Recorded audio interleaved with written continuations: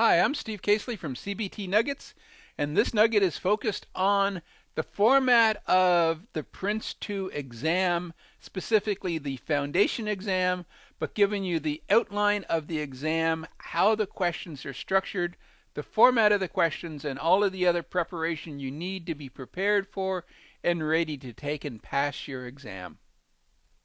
As I said, this nugget is going to review the PRINCE2 exam, the format of the exam, how to schedule the exam, how to get a passing grade or what the passing grade of the exam is, and do all of the preparation you need to be successful for passing your PRINCE2 foundation exam. First, we'll review the objectives of the foundation exam itself. And then for the last time in this entire nugget series, we're going to talk about the practitioner exam. And again, I will quickly outline the objectives of the style of the practitioner exam so that once you're done with your foundation exam and you decide you want to move forward with more PRINCE2 certification, you're aware of the practitioner exam and its format and expectations. And then we'll get into the meat of this nugget. We'll talk about the exam format, the types and styles of questions. We'll talk about how you go about scheduling your exam, and then what you need to do the day of the exam to be in that mental state, to be prepared and ready to take and pass your exam. And most importantly, the foundation exam itself. You're taking this nugget series because you have an interest in taking and getting your foundation certification for PRINCE2. Let's review exactly what you need to have in your head so that you're ready to take and pass this exam. And we'll validate that by understanding what the exam itself is going to test you on. Well, primarily, it's going to validate that you're informed PM on a PRINCE2 project. By taking and passing this foundation exam, you're basically getting the certification, getting the validation, getting that credential that you can show to the boss that says, hey boss, I'm ready to be a PM. I know where PRINCE2 shop, and I've taken my certification. I understand what it's all about. Please give me that promotion. Please give me that chance. I am a qualified PM. So it validates that you have the skills, you have the ability, you can be a good PM for managing a PRINCE2 shop. And how does it do that? It validates your understanding of everything that's PRINCE2. Everything that we've already talked about in our overview, it's going to review and validate that you understand the roles and the responsibilities, not just your own role and responsibility as a project manager, but all of the roles and responsibilities of the incomplete project team, of all of the stakeholders, of all of the team members, of the business and their interaction with their project. You're also validating and proving that you understand everything that is PRINCE2. So the principles, the themes, and the processes that we outlined in the overview and that we're going to review in more detail throughout this nugget series are also there on your PRINCE2 exam. It's going to validate your understanding of the deliverables, the key deliverables that are going to be defined in PRINCE2. There will be direct questions on the PRINCE2 exam, ensuring that you understand the objectives of, the style of, the purpose of each of those deliverables. And most specifically, PRINCE2 is going to call out your understanding of the business case, the product description, the issue, and the risk logs to ensure that, again, you can act as that informed, qualified project manager on a PRINCE2 project. So basically, the foundation exam is going to review and validate everything that we've already discussed in the overview and everything that we're going to review in much more detail throughout this nugget series. The format of the exam, it's a 1-hour exam, not a lot of time. There are 75 questions, so you're going to have to run at a pace of slightly over a question a minute. There's not a lot of time to relax in this particular exam. So you need to be focused, you need to be alert. But the good news is all of the questions are multiple choice. There's no essay questions. There's no trying to compose beautiful, grammatically complete sentences. They're all multiple choice. You select the best answer, and you need 50% So you need to get half of those 75 questions right, and I know half doesn't go into that perfectly, but it's a 50% pass grade, and it's a closed book exam. So when you go into the exam center, you will be taking nothing with you.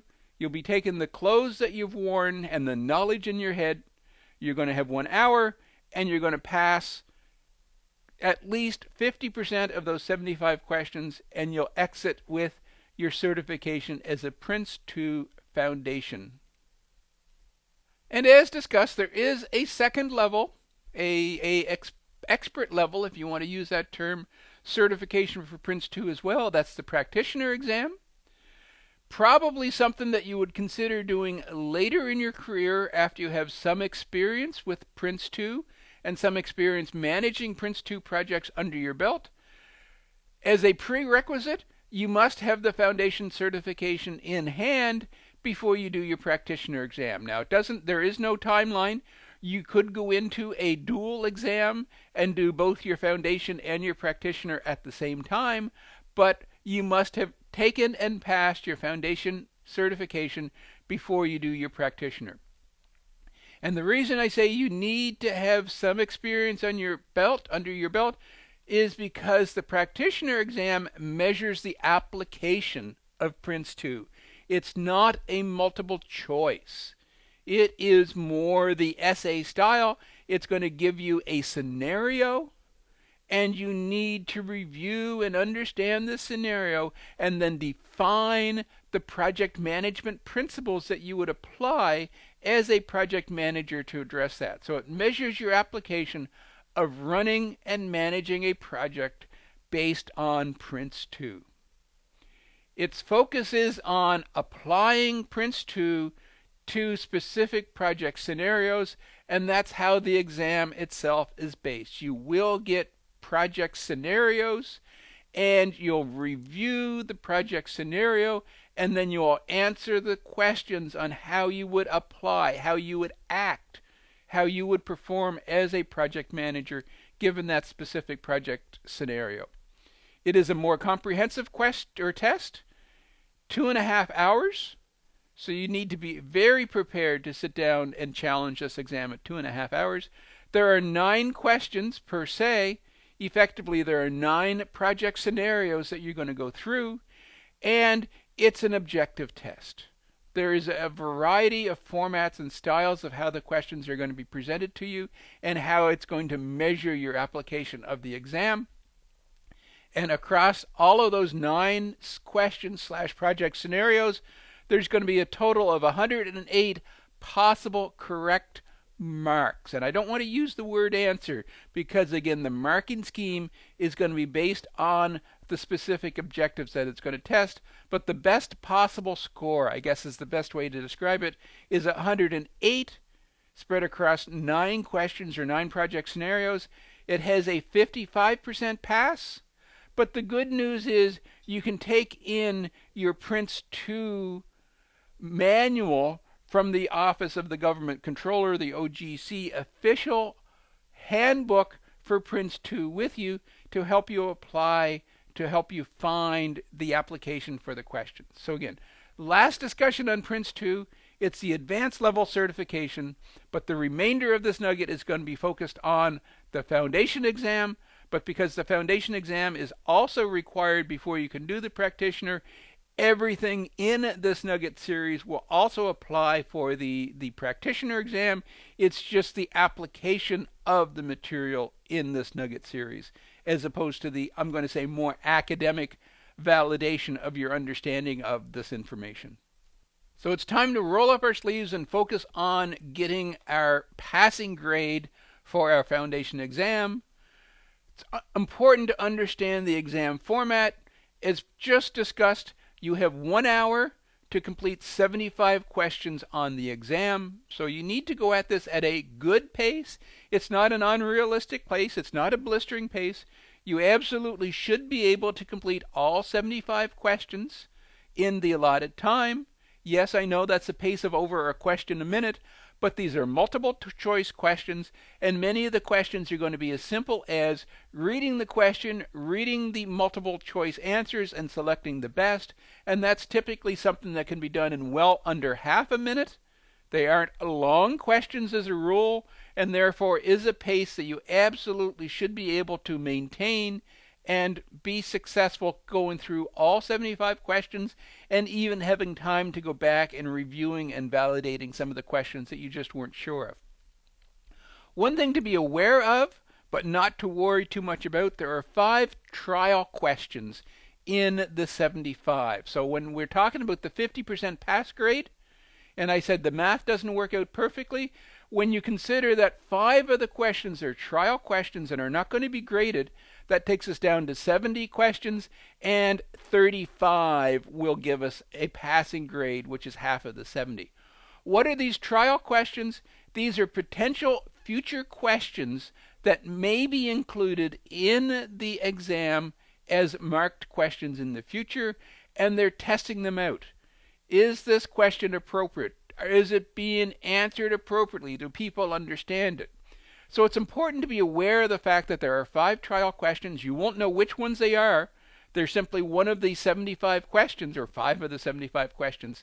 But I feel it's important to point that out, because if you get a question that just throws you for a loop, a question that just doesn't feel right, doesn't read right, don't worry about it.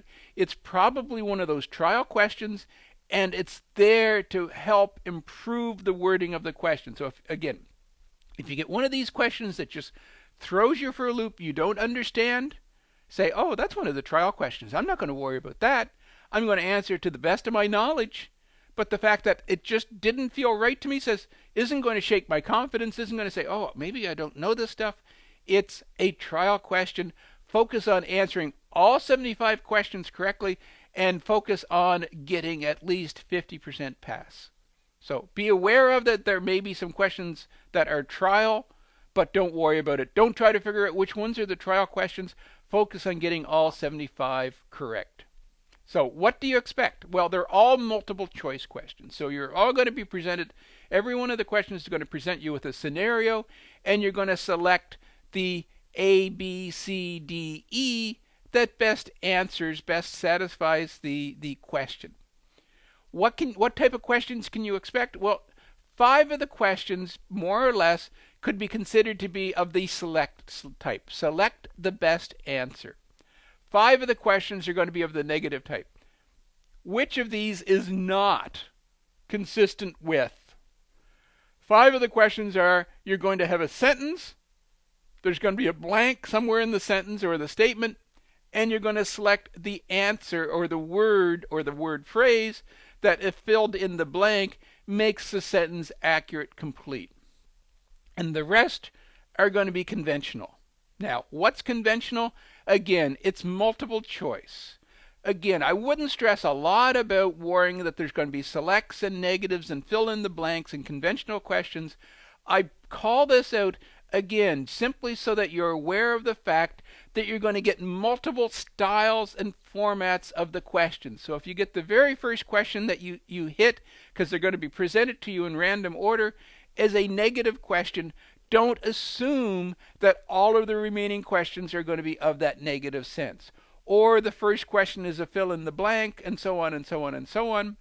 And I'm going to go back to the negative question in specific, because you need to read every question thoroughly. You need to thoroughly read every word in every question, so that there is one of those infamous knots in the middle of the sentence. You're going to answer the question correctly. You're not going to get caught up by the wording of the question. So again, don't stress, don't worry about, don't try to categorize which style and format of question you're getting.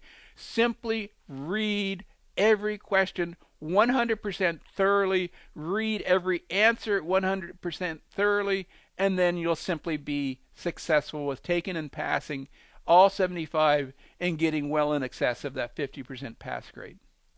And just a quick comment on what the exam covers. Well, the exam covers everything around PRINCE2.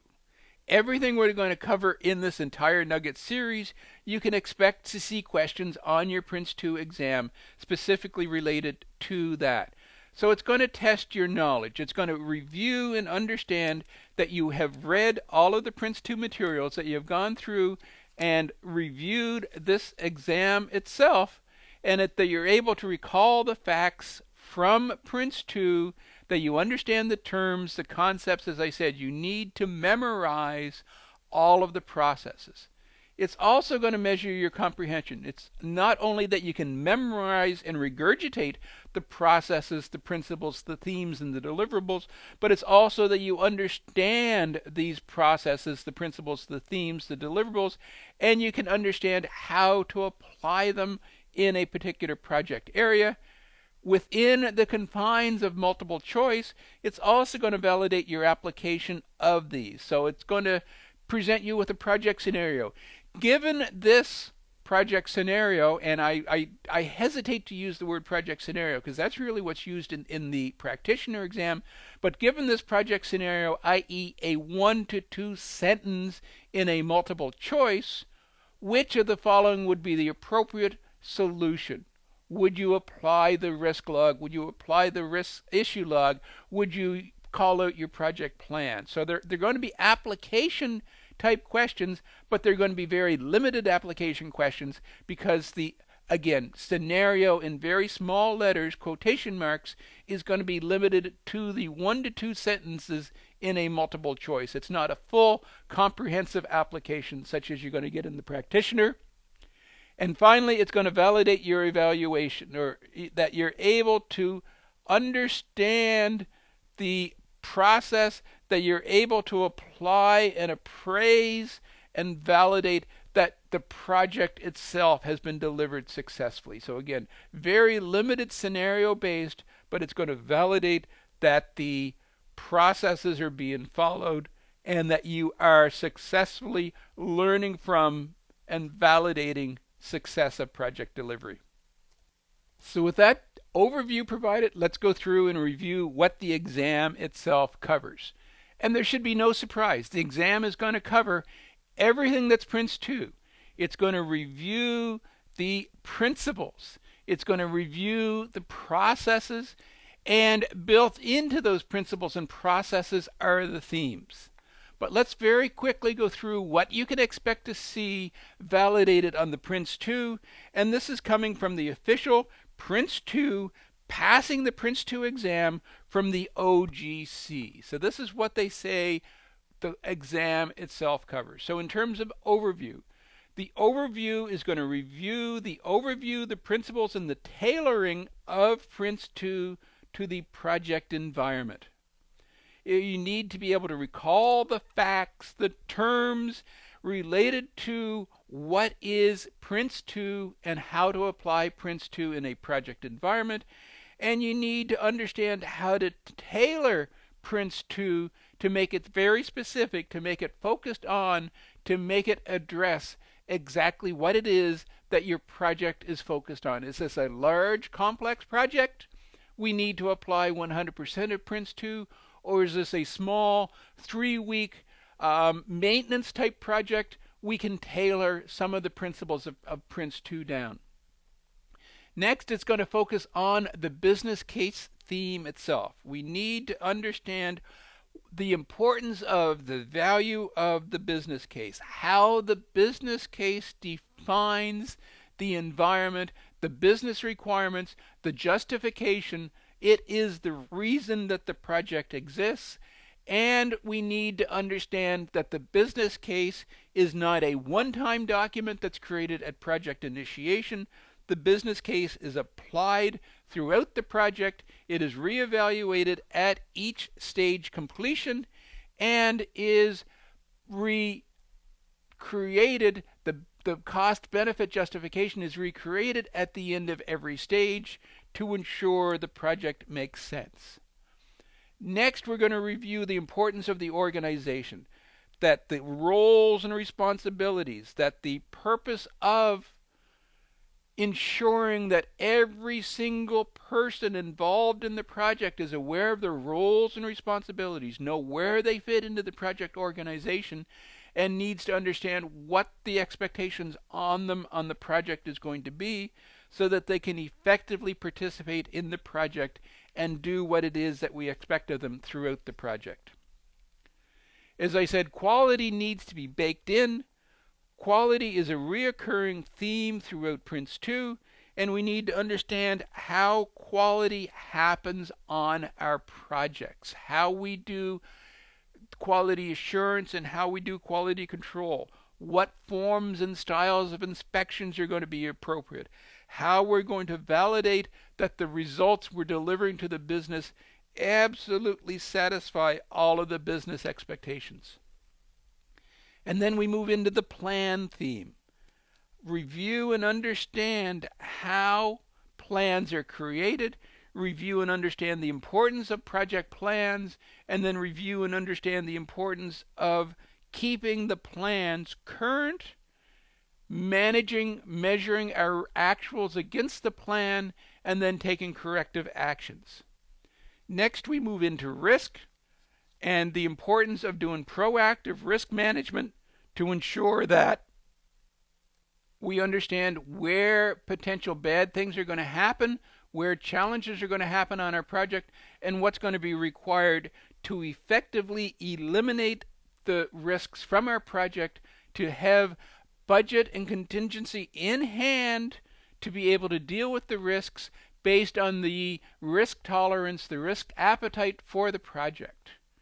Recognizing that all of the good work we could ever do in planning is critical, but recognizing that we can never plan 100%. The only time we have 100% understanding of exactly what it is the project's expectations are going to be is when it's done.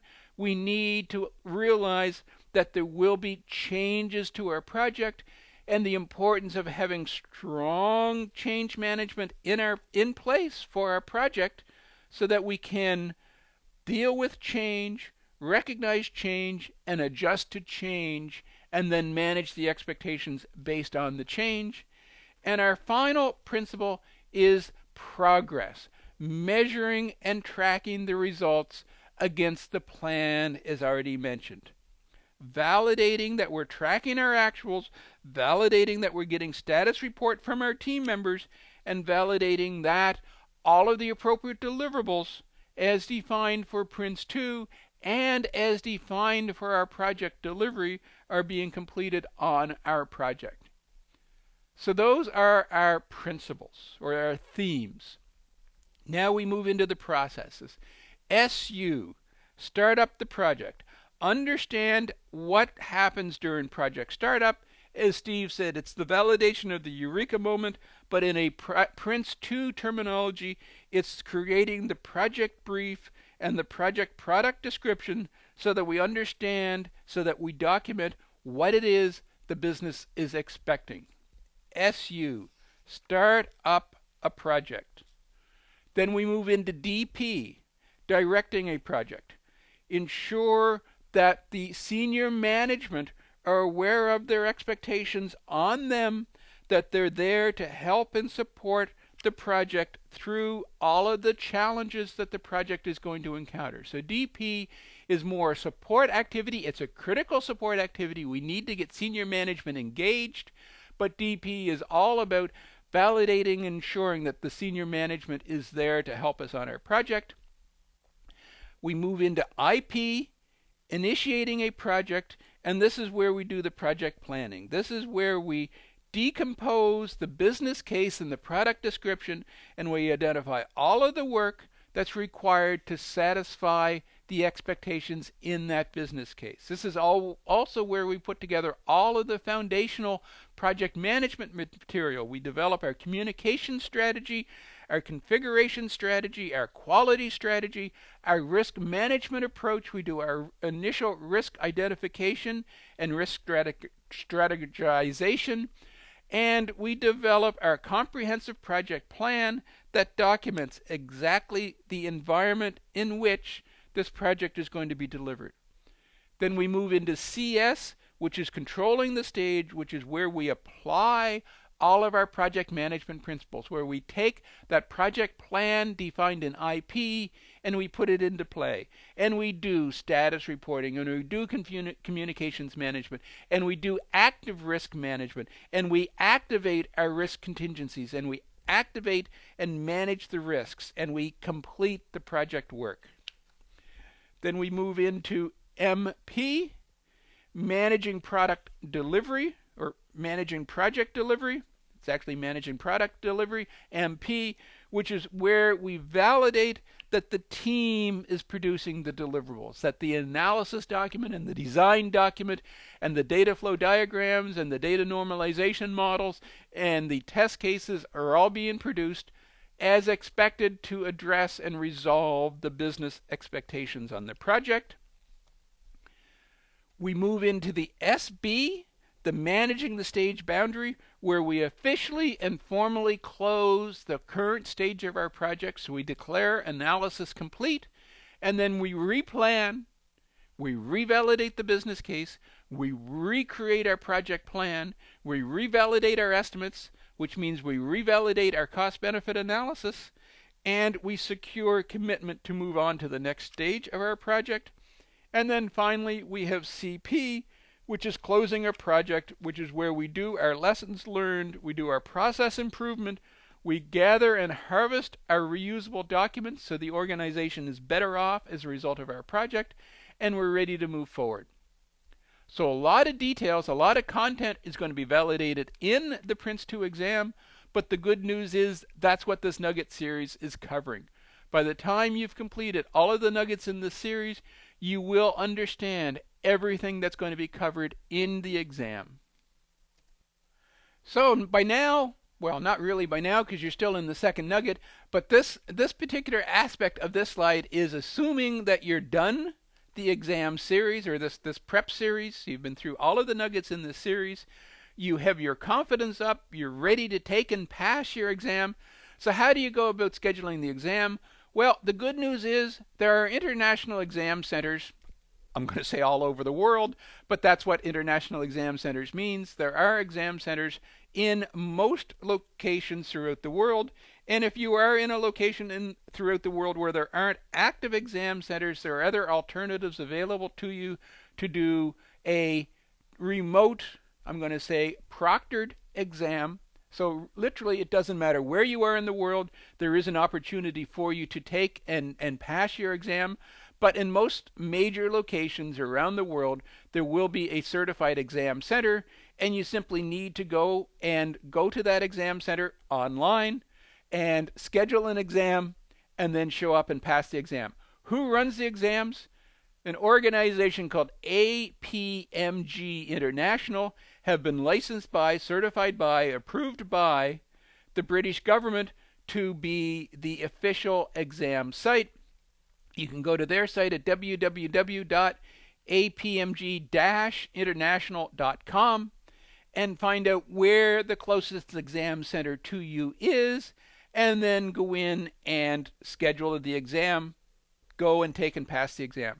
If in the process of going to this official certified exam site doesn't find a exam center near you, my suggestion is, as a second case or second option, you go to the PRINCE2 official site and look for the alternatives. Again, APMG have very good international coverage, and my expectation is you will find an exam center that's going to be appropriate for you at the APMG site itself, but you may be in other locations in the world that are simply not yet serviced by APMG.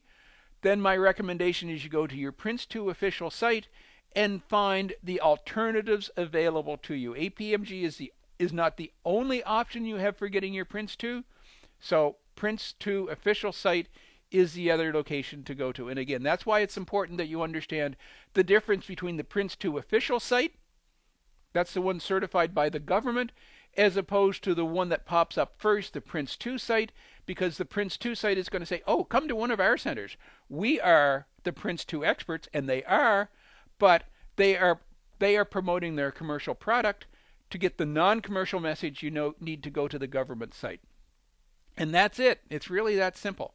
Find the location nearest to you, schedule a slot, and then go and pass your exam. So that magic day has come. The day of your exam has come, and it's time to go and take and pass your exam. Just a couple of tips and hints to help you to do that successfully. As it may have been some time. You've been working, you've been in your business career for some time. It's been a while since you've been in school. So maybe there's a little bit of exam jitters. Well, don't worry about it. You've been through this exam series, this prep series. You know what's going on. So let's just work on focusing on getting your mental state ready. And to me, the first part of that is know where you're going. Yes, these are international centers, and yes, there's probably an exam center very close to where you are, but it may be in a different part of your city than you're familiar with. Therefore, I would suggest the weekend before, do a reconnaissance trip and go out and find out exactly where the exam center is. Get out your online maps and find the best route to get there, but just ensure that you know exactly where you're going so there's no early morning or day of stress that says, I think I know where I'm going. I sure hope so. Validate the route and find the best way to get there, and then plan to arrive early. Again, there's nothing going to get you in an agitated state, an unprepared state quicker than sitting in your vehicle, sitting on the public transit saying, this is taking longer than I expected. There's more traffic at this time of the day than I expected. Am I going to be late? You're just setting yourself up for failure. Be prepared physically and mentally for getting there early so that you're eliminating the stress of the transit and you're able to focus on taking and passing the exam. Personally, I always recommend eating well, being prepared, being in that mental state. There's nothing going to make you in less of a prepared state than, oh, I'm hungry. Should I have eaten beforehand? Oh, I hope I can get through this really quick. I don't know if I can wait another hour before I have a snack. Have a good, nutritious meal in advance so that, again, you have no physical stress moving into and taking this exam. And then finally, you're going into a new environment, the exam center, and yeah, it's not going to be frigid, it's not going to be boiling, but on the same behalf, we've probably worked in enough different office buildings that the environment may be a little warm or maybe a little cool, so simply dress in layers. And all about this is eliminating any physical stress, any biological stress to getting to the exam center and making sure that you're prepared and that you're able to mentally focus on the exam as opposed to focusing on distractors. And now you're in the exam itself, so that 1 hour clock has started to tick. So we need to move quickly, we need to move efficiently, but we need to move carefully.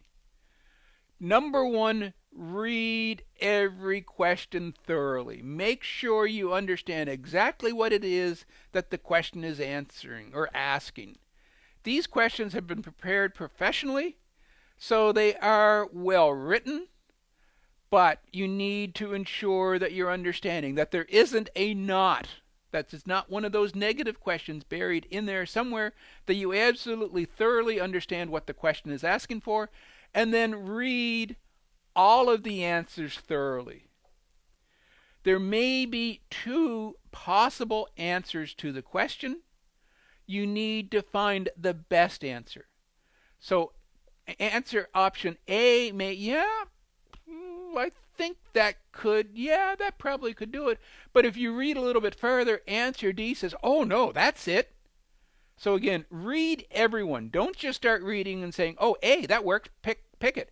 There may be a better one later in the list. So read all questions and read all answers. And yes, I know you only have 60 minutes and I know you have 75 questions, but there is time to read every question and every answer thoroughly, and you'll get more answers correct because of that. And then you answer it. I'm going to say it's as simple as that. But there may be a few questions in the exam that's just going to trip you up. And it's not because they're trial questions. It's just, I'm not sure where I should go. Mark them for review. Now, I can't tell you exactly how to mark them for review because depending on the exam center and depending on how the exam itself is structured, because it's going to be different in different exam centers, i.e. in different languages, but generally speaking, there will be an ability to mark questions for a review, whether you just put a little star beside it or whether you do it with an electronic means, because most of these computers or exams are going to be delivered by a computer.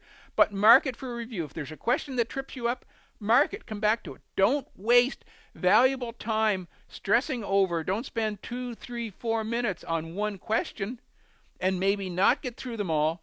Mark it for a review. Leave them for later.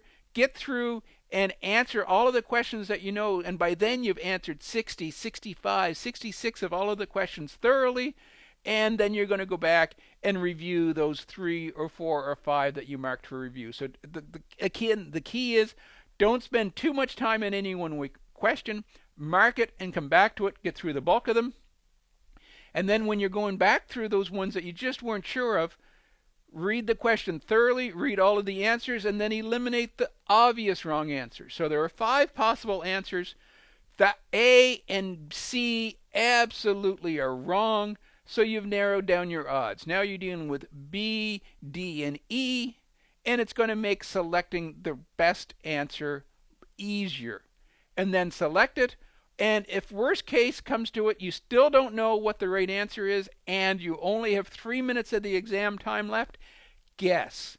The good news is on these exams, it's not one of the right cancels or wrong where a guess could penalize you. Guess it. It may be right, in which case you get credit for it, and if it's wrong, it hasn't penalized you. So just work thoroughly, work efficiently, and you'll do just fine on your exam. This concludes our review of the PRINCE2 exam.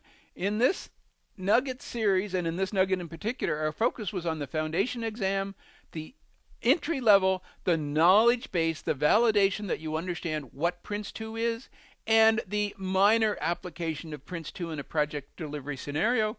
We outlined the next level examination, which is the practitioner, which is the true application of PRINCE2 in a project-based environment. But the focus of this series is the foundation. With that in mind, we then went through and reviewed the exam format itself. There are 75 questions.